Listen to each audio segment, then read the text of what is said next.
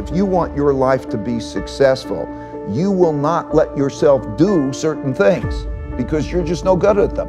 Once you get that picture down, then you can find the paths wherever the paths are. You're open-minded. The Holy Grail of investing. It's 3 pages long, and it explains basically this important thing, because when that epiphany happened to me and how I would do it, it changed everything. And it's so important for the average person who's listening. And let me explain why that is. Because the average person who's listening, too many people, think that they can go into this very difficult zero-sum game of betting against the consensus and be right. You know what I mean? In other words, investor says, I'm going to go in the markets, I'm going to make money. Betting against the consensus and be right. Right, because the consensus is built into the price. Okay. Okay? That's what's the, so think of it as like going to a horse race, and there's handicaps. Okay? You're not going to pick the best horse, and you're not going to pick the best company. A terrible company can be a better investment than a terrific company. A terrible company could be a better investment, just like the terrible horse can be a better investment, because the odds that are changing, like you go into that becomes the long shot. But because the long shot is going to pay off 25 to 1, right? If he comes in, you could just as likely bet on the long shot as the leader, and it's going to be equally likely that you're going to make money, right? Otherwise the market would be doing the opposite. Well, the market is like that, right? In other words, if everybody believes that something's going to be terrific, okay, then everybody's betting on it, and its price is high. So it's not what's best necessarily. It's what's best relative to what's in the price, what's discounted. You know, everybody crashes, and then you're faced with that crash. And you either have an epiphany or you don't.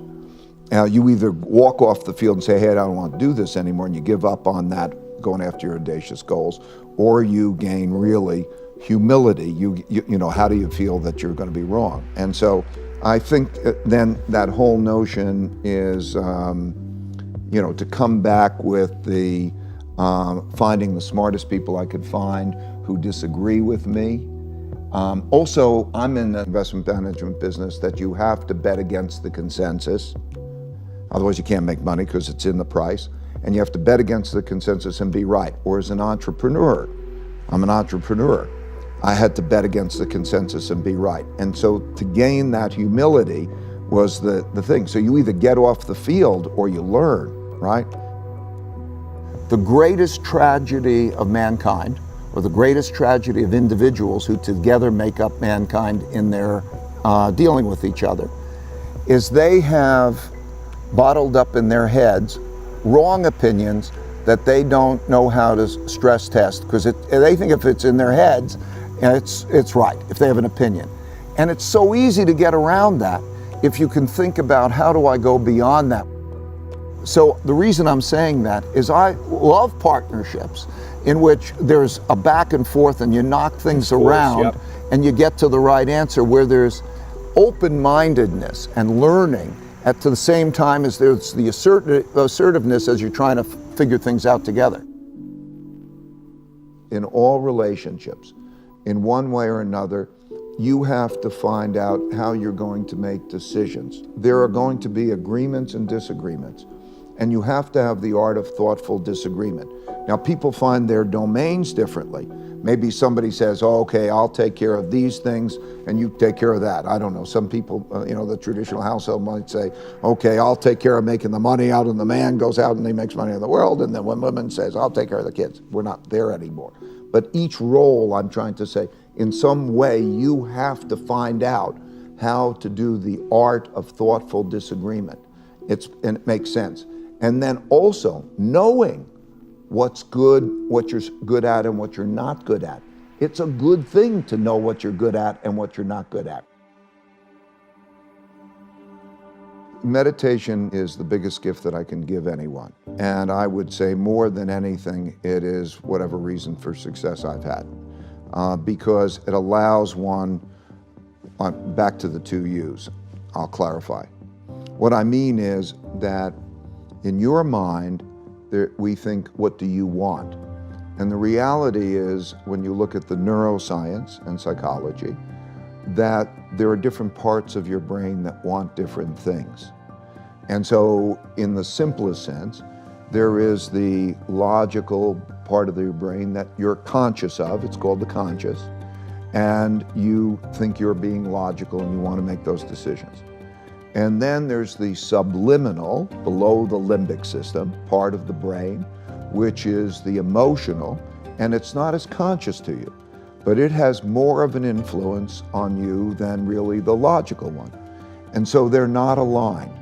And so when you're experiencing that pain, or let's say the ego, right, there were two main things. You got an ego barrier and a blind spot barrier. If you can get past your ego barrier and you get past your blind spot barrier, you can accomplish anything, because you'll also know that you don't have to do everything, you don't have to figure it out yourself. You can take in from other people the different ways to approach things in the best possible way. And so the realization that we all are really struggling with ourselves, and to think which is in control.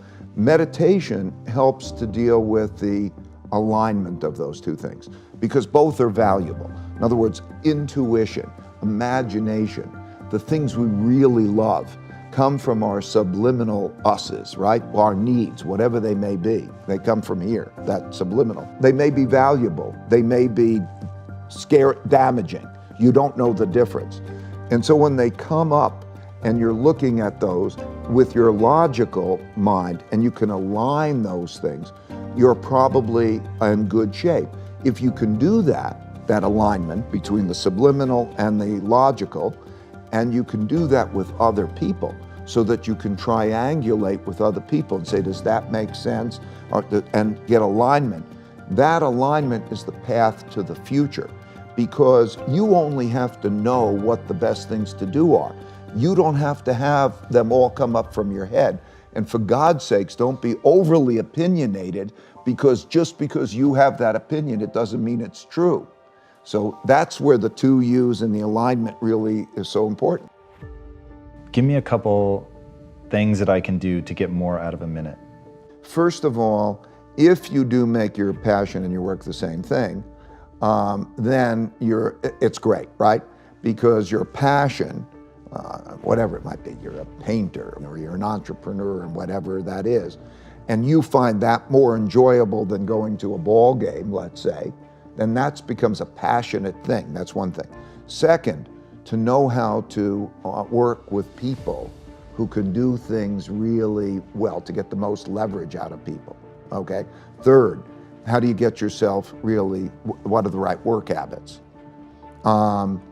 Anyway, there's a whole bunch of those kinds of things where how do I, what you say, how do I get it done without me doing it? Who's the best to do it, and how do I get it? And all of a sudden you open yourself to all different possibilities of how you can do that, right? No time. Struggle well, or tough love. Okay, I put those words together because that exemplifies the fact that people don't think they go together.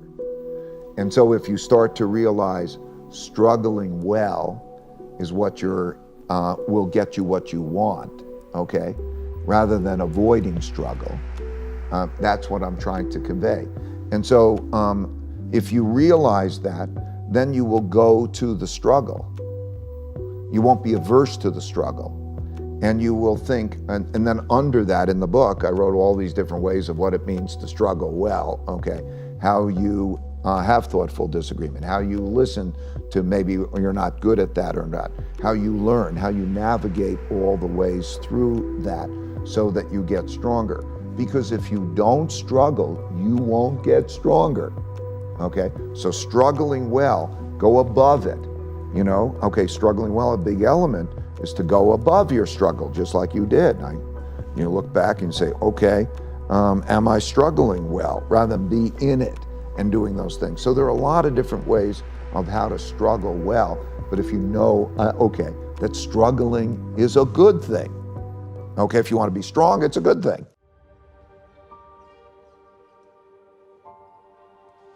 If you worry, you don't have to worry.